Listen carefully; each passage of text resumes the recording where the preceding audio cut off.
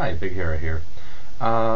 Sitting here early in the morning after getting a little bit of snow here in DC.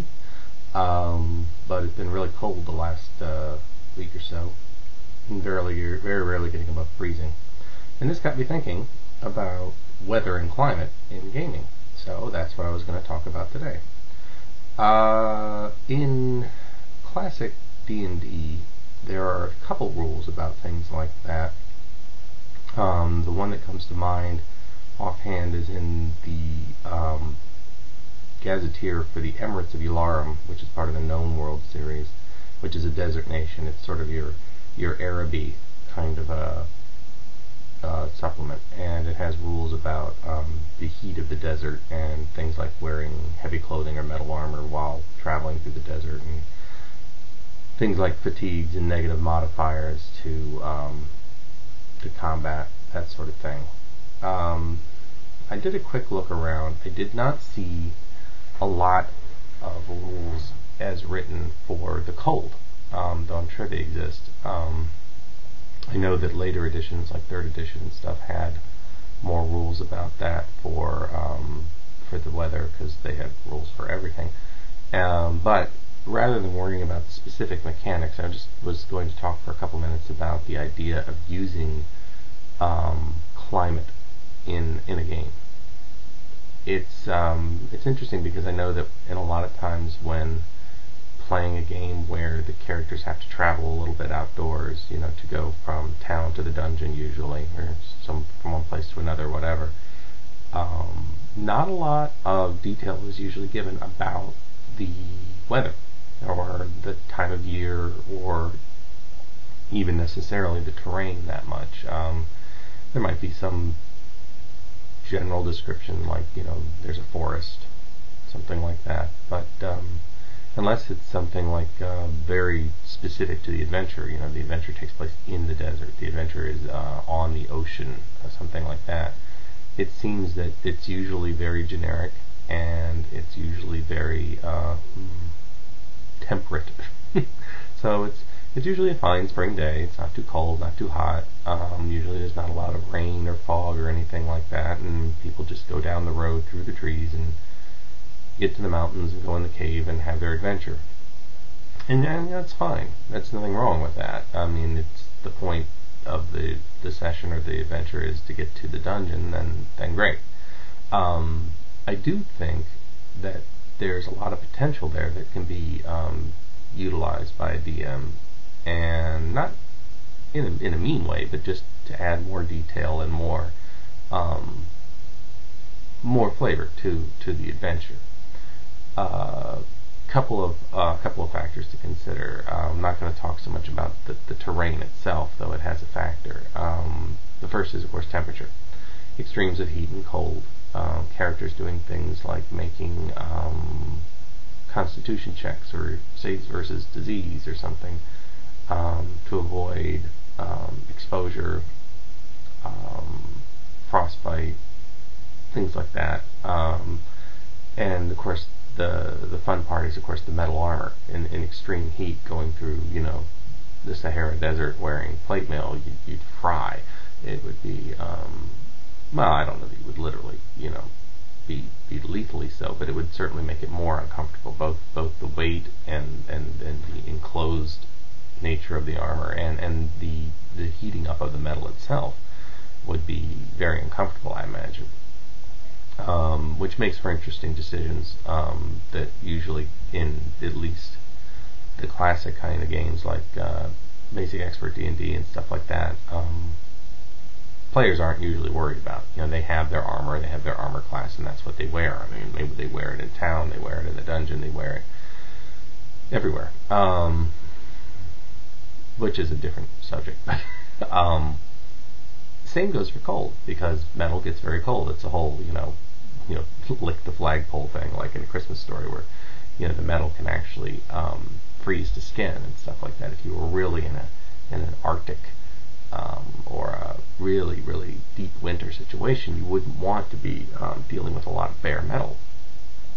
And then, of course, dealing with the bulk of things like fur cloaks or heavy winter blankets or bedrolls, having a tent, worrying about things like firewood, having to carry rationing up food for the horses because there wouldn't be grass to graze on, things like that. I mean, this is getting into a level of detail that not everyone wants to play with. But going back to an earlier video blog where I talked about resource management, this is a great place to put it in.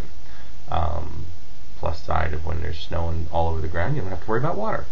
But that's another one for the desert, worrying about water. But so that's extremes of temperature. Obviously, there's probably a middle range where you probably wouldn't necessarily apply a lot of special modifiers. It might be chilly, it might be warm, but it's not debilitatingly so, or hazardously so. You know, it's 85 degrees Fahrenheit out. Well, you know, that's a warm day, but I mean, you know, chances are no one's going to actually keel over from that unless they've been going for days without water, which is its own problem.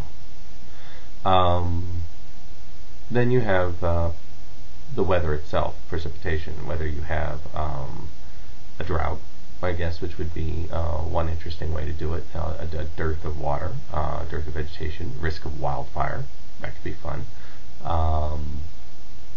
Then you also have the flip side where you can have, you know, torrential downpours, possible flooding, mudslides, things like that, or a blizzard, you know, where, you know, the snow could be piling up and travel becomes very difficult, and maybe you get, you know, trapped along the way, you just can't proceed, and then you've got to, you know, weather the storm. That could be interesting too. This is without getting into the more cataclysmic type weather, tornadoes, hurricanes, that sort of tidal waves, earthquakes, which aren't technically weather, but, you know, environmental hazards of that type. Volcanoes erupting. Anyway, but those could all add a lot of interesting detail. Even heavy winds. In a lot of the games where you have wilderness travel, in ocean travel you have favorable and unfavorable winds. These things could kick up dust storms, things like that. Hurts visibility, increases the chances of getting lost, things like this. So that's that's weather. I think without getting into making a heavily detailed and in-depth study of meteorology and trying to figure out the weather patterns for an entire planet or anything like that, I think DMs could probably work with that if they kept track also of the seasons and said, well, that's another one. In the seasons, you know, if you're working from an Earth-like model, in the summers you have longer days and shorter nights, earlier sunrise, later sunsets.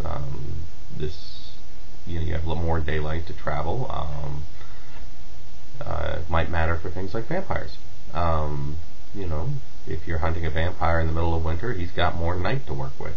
It sounds silly, but, you know, it'd be the kind of thing a neat wrinkle, even if it didn't actually factor into the dice rolling or the keeping track of time round by round or whatever in the game. It's an interesting wrinkle to add to the game. It gives the player something to think about. It makes it more immersive, makes it more real, and that can be more fun too. Of course, speaking of vampires, you have phases of the moon. So, you know, it's full moon, is a werewolf out, that kind of thing. These are all these environmental, natural factors which can add a lot of challenges and add a lot of detail that don't have anything to do with, you know, the evil wizard casting a spell or anything like that.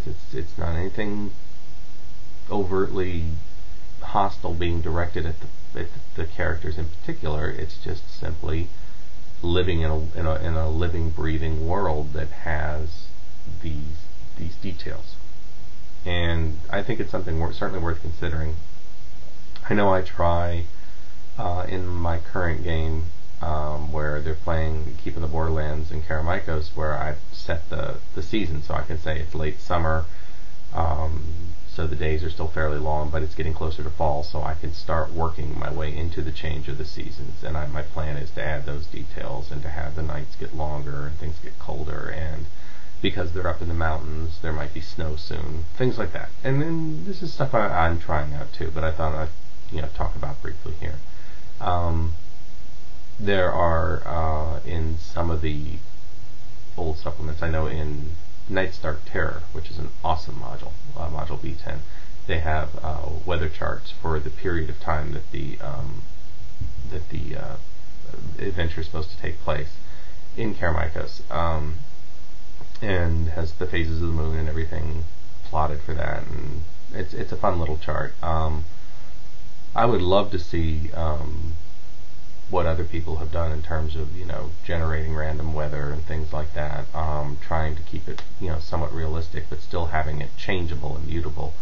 And so there's a chance of a freak thunderstorm or something, but it's unlikely it's going to be 100 degrees Fahrenheit this today and then freezing the next day kind of thing without supernatural or magical intervention. Anybody has something like that, please post it in the comments. I'd love to look at it. I've thought about it, but I haven't actually gotten around to working one up myself. But those are my thoughts on it for now, and something to chew on. And talk to you later.